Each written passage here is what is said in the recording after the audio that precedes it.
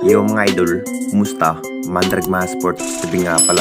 Ating pag-usapan, Barangay Nibra, bagong import at Jason David.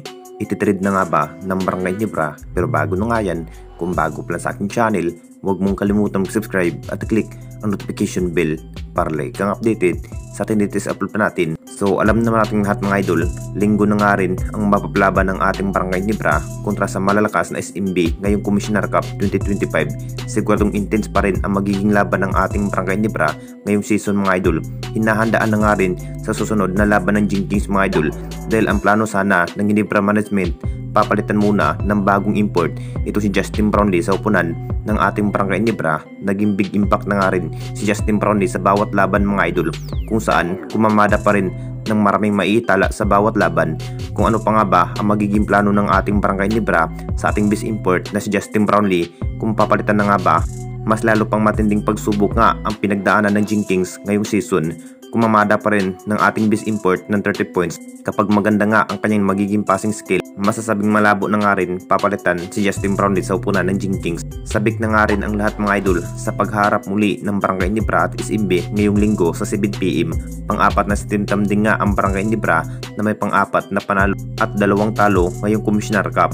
Ang Eastern pa rin ang mukhang nangunguna sa lahat mga idol. Pagsisikapan pa rin ng Jinkies ngayong season na makuha nga ang hinahangad na kampiyonato ngayong Commissioner Cup.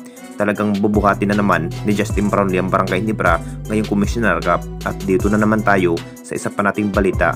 Jason David, ititrade na nga ba ng Barangay Nibra?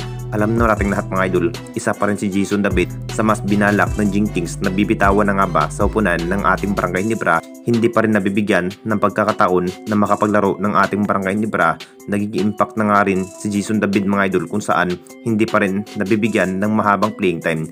Nakapagdesisyon na nga ang Barangay Nibra Management mga idol, gagawin trade asset ang nasabing player. Ito na nga ba ang kinahihintay ng lahat kung ano pa nga ba ang magiging plano ng Jinkies kung bibitawan na nga ba ang nasabing player. Nakita naman nating lahat sa naging lineup ng Jinkies na may Troy Rosario. Talagang si Troy Rosario ang mas pinukos ng ating Barangay Nibra na may saktong pangangatawan at kumpiyansa pa rin si Coach Tim na maplakas nga ang chemistry ng ating Barangay Nibra na may Troy Rosario. Tignan na lang nating lahat mga idol anong balak ng Ginebra Management para sa nasabing player na si Jason David ng Barangay Nibra dahil ititrade na nga ba ng ating Barangay Nibra. Magugulat pa rin ang lahat kung sakaling makapag-final decision na nga ang Ginebra dito mga idol kung gagawin trade asset si Jason David. Gandang lineup at starting 5 ng Jinkies kung hahanap pa rin ng bagong player at si Jason David nga ang kapalit. Linggo na nga rin ang muling mapapalaban ng ating Jinkies kontra nga sa malalakas na SMB sa 7pm 2025. Anong masasabi ninyo mga idol tungkol sa ating video?